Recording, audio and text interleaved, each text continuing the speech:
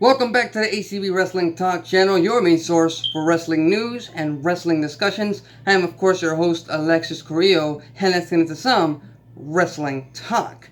Now, a couple of weeks ago, I put up my King of the Ring tournament predictions for the first round matches, all 8 matches, and hell, I even called out that Drew McIntyre was gonna eventually go on to win the entire damn thing. Well, as you normally get with previews and predictions, not every single damn prediction, not every single preview you make is correct. And unfortunately, I missed a big one, which kind of, disappointed me because Drew McIntyre was eliminated not in the quarterfinals, not in the semifinals, not even in the finals. He wasn't even the runner-up. He was eliminated in the very first round against Ricochet. Now, we all know Ricochet is one and only. He is truly spectacular in that ring. And Drew McIntyre, I saw him as the absolute favorite to win this match. I truly did. But if he had to lose to someone, I'm glad it was against Ricochet. Ricochet has a bright future in WWE, regardless if he ever wins this tournament or not. He is poised to be one of the top stars in WWE. And the fact is, Drew McIntyre is still one of those guys.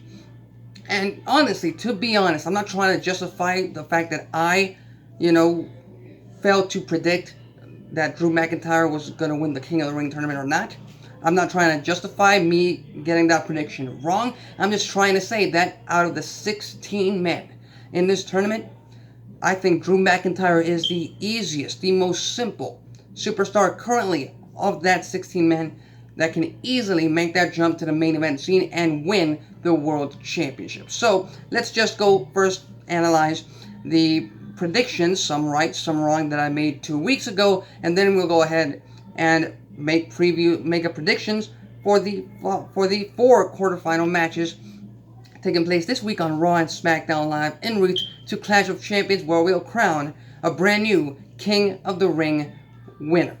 So with that said, we got Cesaro versus Joe, and of course I went with Samoa Joe. Like I said, Cesaro, he's great in the ring, he's very strong, and at one point or another, the crowd was truly behind him. But currently at this moment, Cesaro doesn't really have any character or any storyline of sorts, and Samoa Joe, well, he has more of, a fresher storyline in his past than Cesaro, so that's why I went with Samoa Joe. Like I said, Ricochet and McIntyre.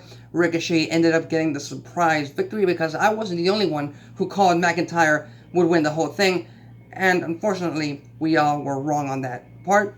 So moving on to Cedric Alexander versus Sami Zayn.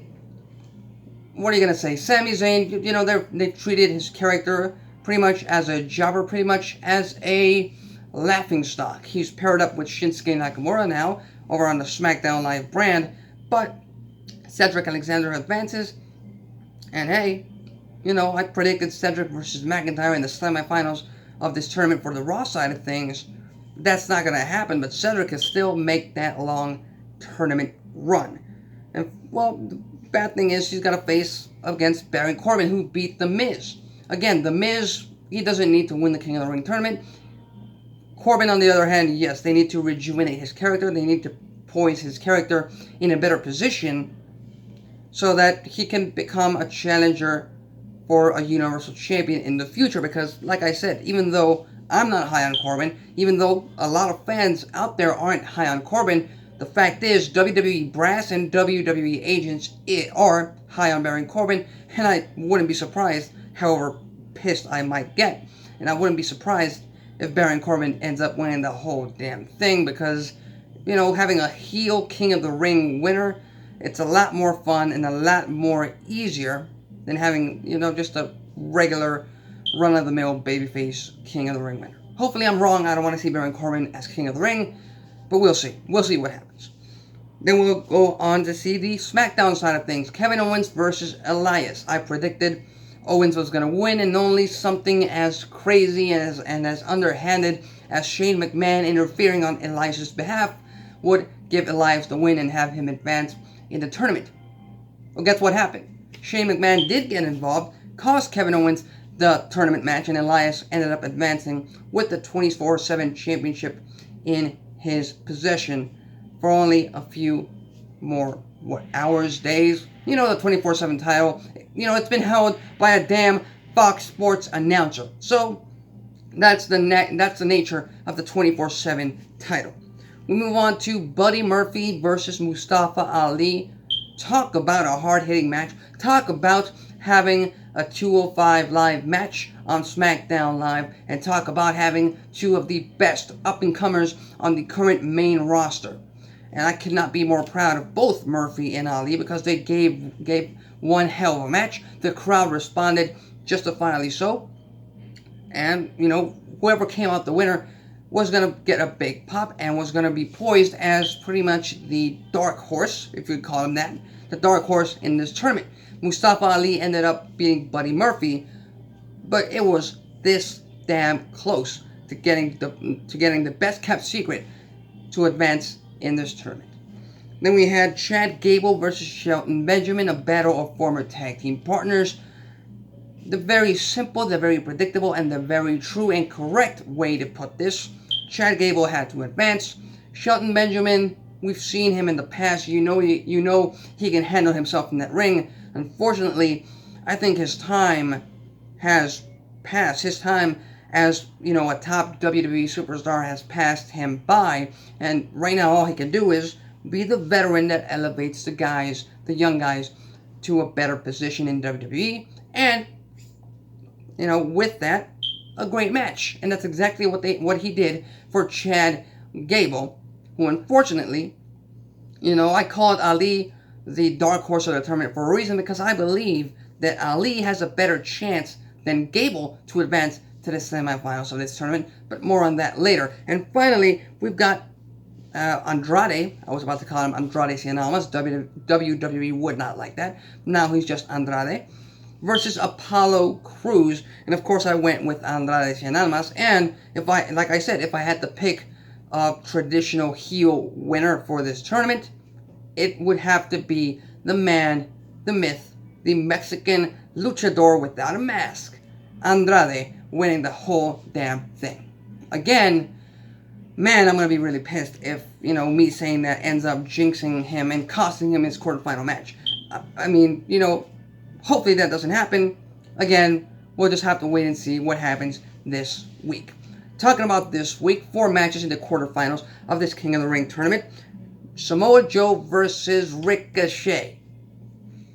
Again, Ricochet is one and only. Samoa Joe has been pretty much ruthless.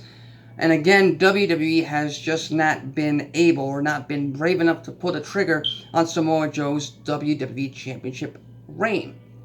I thought they should have pulled it against AJ Styles last year. They didn't. I thought they should have pulled it against Kofi Kingston earlier this year, and they didn't. So I'm going to go ahead and go with Ricochet getting to the semifinals, simply because it's going to be very hard for Ricochet to beat Drew McIntyre in the quarterfinals and then just come up in the first round and then just come up short against Joe in the quarterfinals. So I have to go with the one and only Ricochet advancing to the semifinals against his opponent. It's going to be Cedric Alexander or Baron Corbin.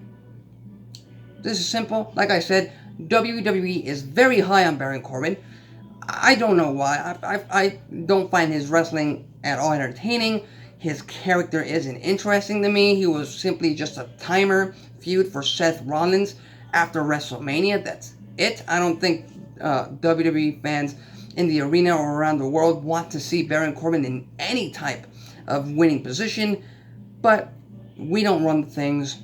WWE brass does, and they believe Baron Corbin has potential, so I'm going to have Baron Corbin advancing to the semifinals to face off against Ricochet. And again, by the time you're watching this, Monday Night Raw has already gone down. You already have your 2 winners. I don't know who won. I don't know who advanced. I'm just calling it out as it is right now. Hopefully I'm right.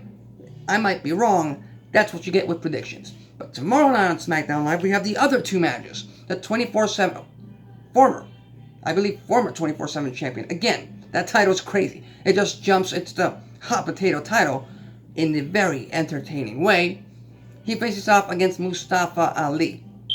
And you know what? I called Ali the dark horse of this tournament for a damn reason. And just like Shane McMahon cost Kevin Owens the first round match, Kevin Owens is gonna pay him back with the same coin. He's gonna cost Elias this tournament match, and Mustafa Ali is gonna advance to the semifinals. And he's gonna face the winner of Gable versus Andrade. Again, another predictable match, another very simple match. If they ask me who would I go with, have to go with Andrade. Sorry, Chad Gable. They're both gonna be, it's pretty much guaranteed. It's gonna be a great match between Gable and Andrade. Andrade has the better character. Andrade has the better history. As of this moment, Andrade advances. So that's it. Those are my predictions. The semifinals matches are going to be Ricochet versus Baron Corbin. And the other one on Smackdown side of things, we're going to have Andrade versus Mustafa Ali. That's just the way you got to go. Traditional face versus heel on both sides, on both brands. But hey, those are my predictions. As you already heard and seen on Raw and SmackDown Live, I got some wrong, so I might get some wrong right here. That's okay. That's the fun of predicting these kinds of tournaments, these kinds of shows. We'll just have to wait and see, and it's going to be entertaining no matter what. On that thought, what do you think? Who do you think is going to advance to the semifinals of the King of the Ring tournament? And do you have already an idea of who might be the absolute favorite to win the whole damn thing? Leave your thoughts and comments and predictions on the comment section below. If you like this video, hit the like button. If you dislike this video, hit the dislike button. That's it for me. Till next time.